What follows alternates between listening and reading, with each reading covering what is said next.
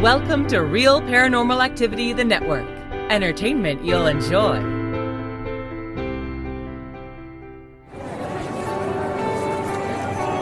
You are listening to an RPA production, where people gather.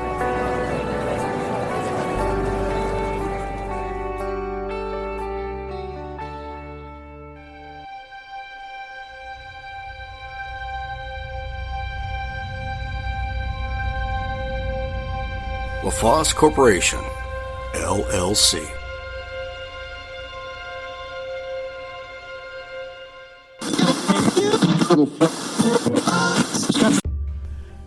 The world is full of mysteries. It's full of strangeness. And it exists with oddities. That's what we do on this show. We examine the strangeness, the mysterious, the oddities.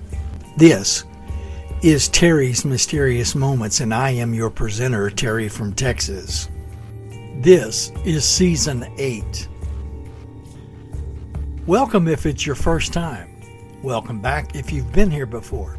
Go with us on this trip while we look at cryptids like Bigfoot, the Yeti, the Loch Ness Monster, and maybe even Thunderbirds. Be with us while we examine stories of legends such as werewolves, vampires, witches, ghosts, and hauntings. Thank you for being here. Enjoy the show.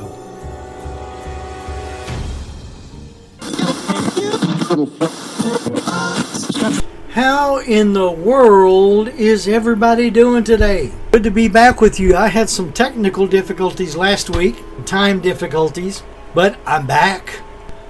You know, back in 1997, there was a very popular late night radio call-in show dealing with the paranormal in all of its vestiges, the different areas, UFOs, ghosts, Bigfoot, cryptids, you know, whatever was paranormal, it would deal with. And that was called the Art Bell Coast to Coast Show. Art Bell was what I would call a skeptical believer. He believed in a lot, but there was a lot that wouldn't get past his BS meter. Anyway, in 1997, a phone call came into this popular late night paranormal centric talk show. As I said, was hosted by the late Art Bell. And of course, Art Bell dealt with all kinds of things with cryptids, UFOs, aliens, ghosts, and other high strangeness, as he himself called it. The caller identified himself as one Mel Waters and reported that he had found what was referred to as a bottomless hole on his property near Ellensburg, Washington. Later investigation revealed that no such person was listed as residing in that area, and no credible evidence has been given that the hole ever existed. So let's look at some of the claims. The legend of the bottomless hole started on February 21st of 1997, when a man identifying himself as Mel Waters appeared as a guest on Coast to Coast AM with Art Bell. Waters claimed that he owned rural property 9 miles west of Ellensburg in Kittitas County, Washington, and that it contained a mysterious hole. According to Waters, the hole had an unknown depth. He claimed to have measured its depth using fishing line and a weight, although he had still not hit bottom by the time 80,000 feet of line had been used. He also claimed that his neighbor's dead dog had been seen alive sometime after it was thrown into the hole. Well, into every plausible sounding story, a little wackadoodleness must fall. According to Waters, the hole's magical properties prompted U.S. federal agents to seize the land and fund his relocation to Australia. Now, let me take an aside here and say that I don't know that Waters ever described how big the hole was. Was it just something you might have stepped into and found your leg up to the knee gone in the hole? Or was it, yards across, a mile across, whatever? I don't think he really explained that. So, Waters made guest appearances on Bell's show in 1997 on February 21st and 24th. Then in 2000 and in 2002, rebroadcast had helped create what has been described as a modern rural myth. The exact location of the hole was unspecified, yet several people claim to have seen it, such as the self-described intertribal medicine man, Gerald Osborne, also known as Red Elk, who told reporters in 2012 he had visited the hole many times since 1961 and claimed the U.S. government maintained a top-secret base there where alien activity occurs. Of course, and the wackadoodleness expands. The investigation. In 2002, a group of 30 people led by Gerald Osborne undertook an expedition to find the hole, but were unable to locate it, which seems odd if Osborne had been there a bunch since 1961. Local news reporters who investigated the claims found no public records of anyone named Mel Waters ever residing in or owning property in Kittitas County. According to State Department of Natural Resources geologist Jack Powell, the hole does not exist and is geologically impossible. A hole of the depth claimed would collapse into itself under the tremendous pressure and heat from the surrounding strata. That's what Powell said about it. He said an ordinary old mine shaft on private property was probably the inspiration for the stories, and commented that Mel's Hole had established itself as a legend based on no evidence at all. Geologist Pat Pringle doubted Waters' story about having lowered 80,000 feet of fishing line into a hole, saying that the heat of the earth would have snapped it before it could reach such a depth and therefore be a lie. There was an art exhibit in the area. It's called an art exhibition, Aspects of Mel's Hole. Artists respond to a paranormal land event occurring in radio space. High in the running for the wackadoodliest names list. Curated by an LA Weekly art critic named Doug Harvey, and was presented at the Grand Central Art Center in Santa Ana, California in 2008. The show featured works by 41 artists and collectives, many created specifically for the exhibition, including works by Albert Cuellar, Charles Schneider, Marnie Weber, Jim Shaw, Jeffrey Valance, Georgianne Dean, Paul LaFoley, the Firesign Theater, Gary Panter, the Center for Land Use Interpretation, James Hayward, Kathy Ward, Eric Wright, and Craig Stechik. Now, the only name that I recognize in all of that is the Firesign Theater, and it may not even be the right one. The GCAC published a hardbound 146-page catalog in conjunction with the exhibit, containing contributions from all the artists, plus essays by Harvey, psychoanalyst Judy Spence, science author Margaret Wertheim, Hannah Miller, Brian Tucker, Christine Wertheim, Mike McGee, and the Reverend Ethan Akers. Was Mel's Hole a real anomaly? Or was it simply a sad grab for celebrity in an already questionable genre where wackadoodle is just one of the names bandied about regarding believers in and devotees of the paranormal field? One just doesn't know, does one? This next story requires an apology from the outset. There are many proper and place names from Northern Europe in this story, so with apologies, I am just going to skip over them. The Well to Hell, also known as the Siberian Hell Sounds, is an urban legend regarding a putative borehole in the Siberian region of Russia, which was purportedly drilled so deep that it broke through into hell. It was first attested to in English as part of a 1989 broadcast by a U.S. domestic religion-based TV broadcaster, Trinity Broadcasting Network. This alone does not automatically bar the story from belief. Believe me, there's enough other twinkiness regarding this tale. The legend and the basis. The legend holds that a team of Soviet engineers, purportedly led by an individual named Mr. Azakov in an unnamed place in Siberia, had drilled a hole that was 9 miles deep before breaking through into a cavity. Intrigued by this unexpected discovery, they lowered an extremely heat-tolerant microphone, they just happened to have one, along with other sensory equipment, into the well. The temperature deep within was 1800 degrees Fahrenheit. The heat was from a chamber of fire from which screaming could be heard.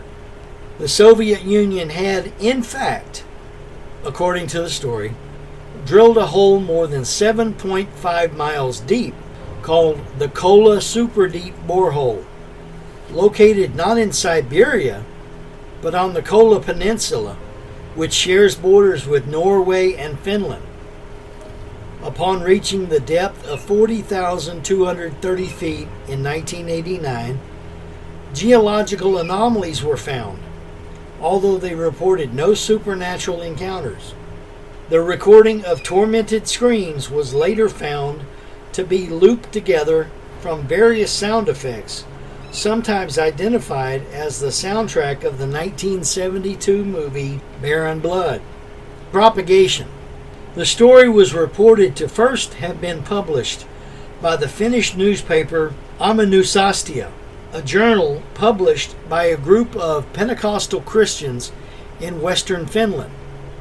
Rich Bueller, who interviewed the editors, found that the story had been based on recollections of a letter printed in the feature section of a local newspaper. When contacting the letter's author, Bueller found he had drawn from a story appearing in a Finnish Christian newspaper which had printed the story in July of 1989. The newsletter's editor claimed that its origin had been a newsletter called Jewels of Jericho, published by a group of Messianic Jews in California. Here, Bueller stopped tracing the origins any further, possibly recognizing it as the worst of the worst anecdotal evidence frequently known in the paranormal field as a friend of a friend type story, a line of evidence without end. American tabloids soon ran the story, along with stories of Bat Boy and aliens in the White House, and sound files appearing on various sites across the internet led people to believe in the screams from hell.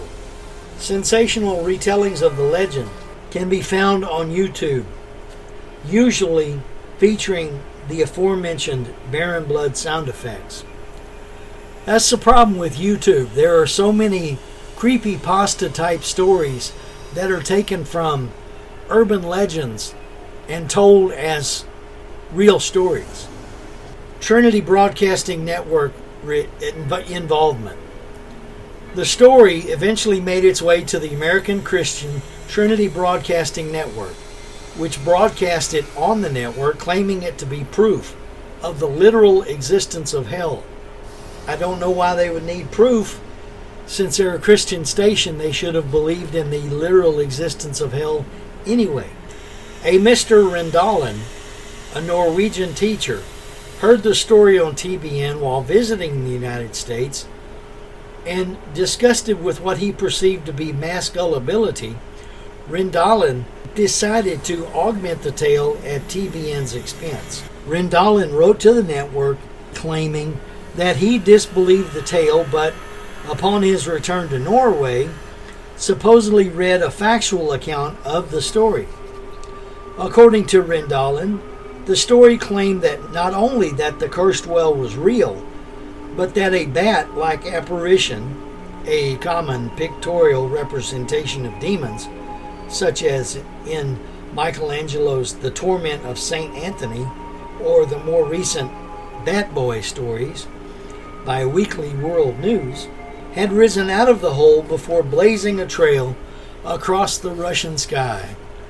To perpetuate the hoax, Rendalen deliberately mistranslated a trivial Norwegian article about a local building inspector into the story, and submitted the original Norwegian article and the English translation to TBN.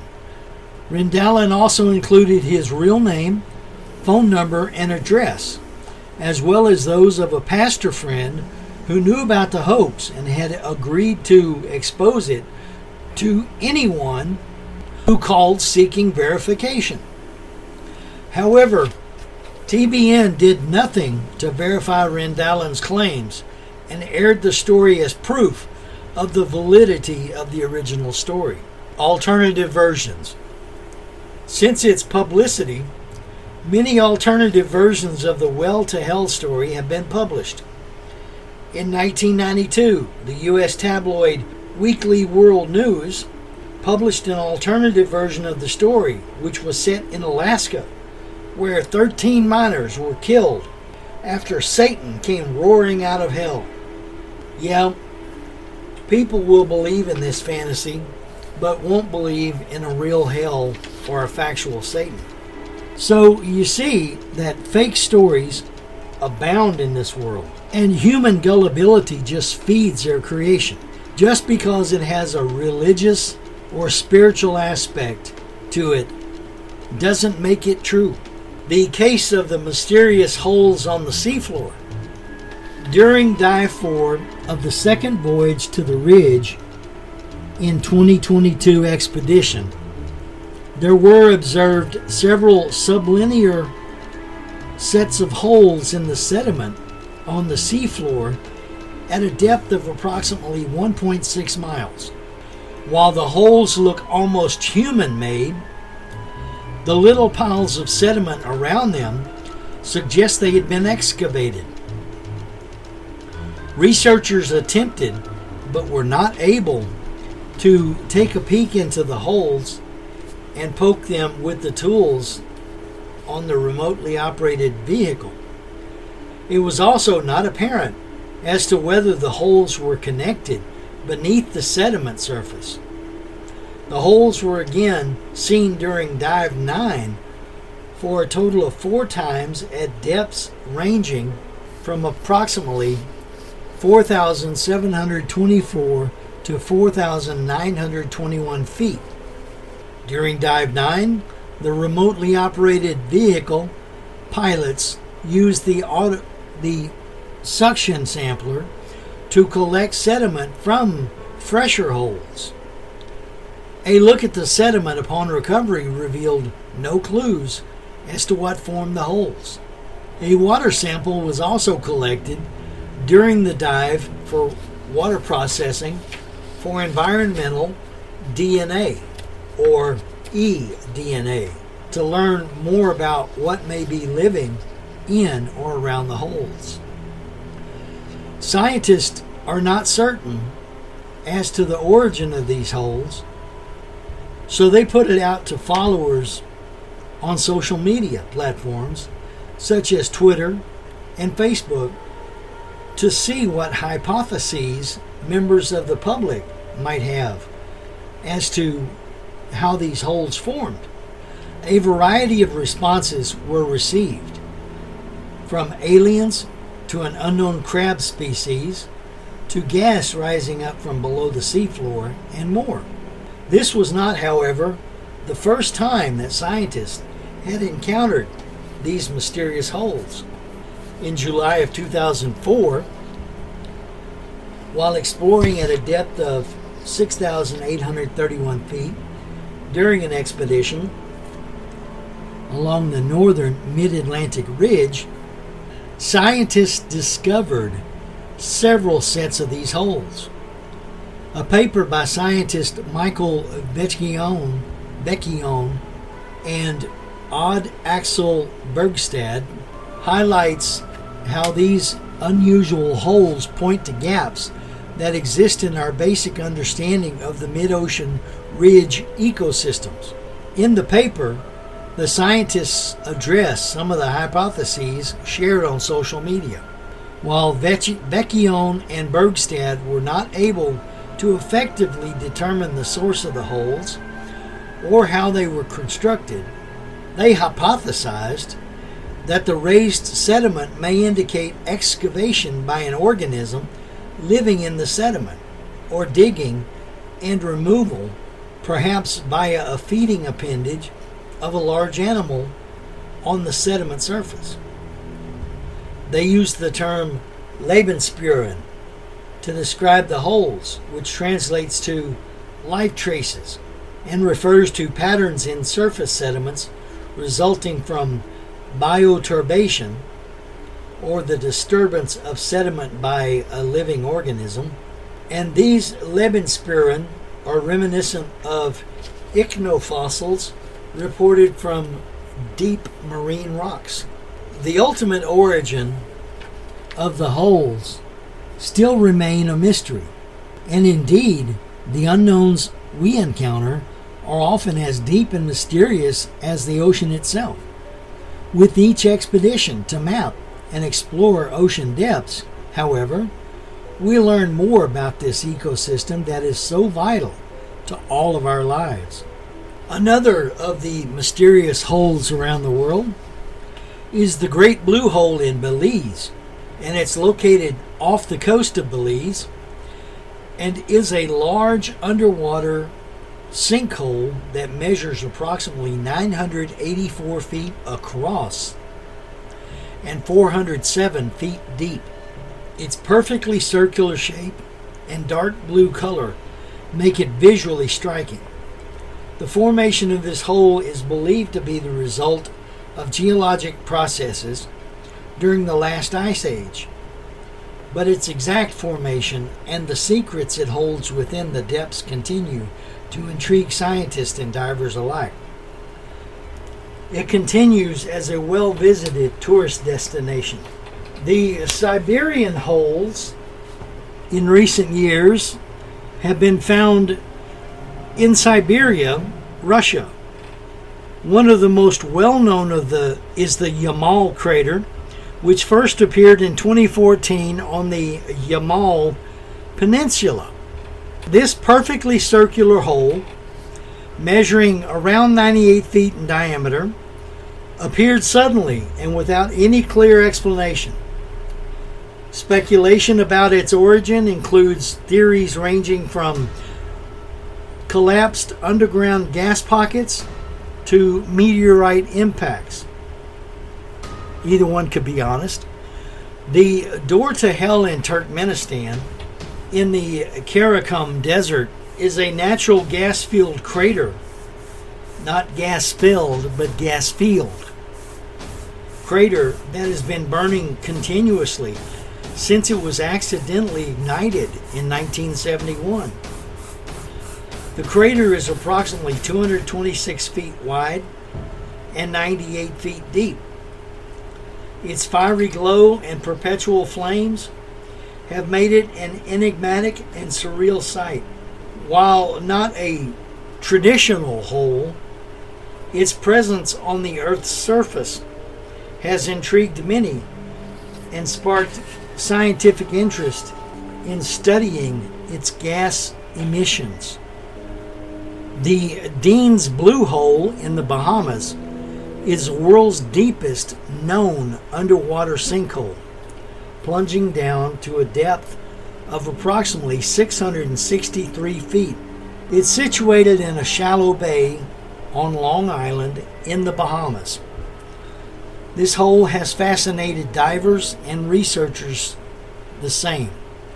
Its unique formation and depth have led to scientific investigations exploring its geologic significance and the diverse marine life that thrives in its depths. Holes create interest. At least in Texas, it is said, if you want to get a man's attention, you either start a fire, or raise a car hood, or dig a hole. Well, in the cases that I presented, nature has already done number 3 for us. So could be it's our job to figure out why. I know there are probably more mysterious holes on the surface of the earth or through the surface of the earth, but that's what I could get to this time. I hope you appreciated what I've said, what I've brought to you, what I've informed you of. I thought it was an interesting story. I've heard about Mills Hole when I was listening to the Art Bell program, so I was probably listening to that broadcast the night that man was on there. Anyway, I hope you enjoyed it. That's what I've got for this week, and I hope you'll come back and be along for another ride on Terry's Mysterious Moments. So I say thank you, be careful this week, and good night.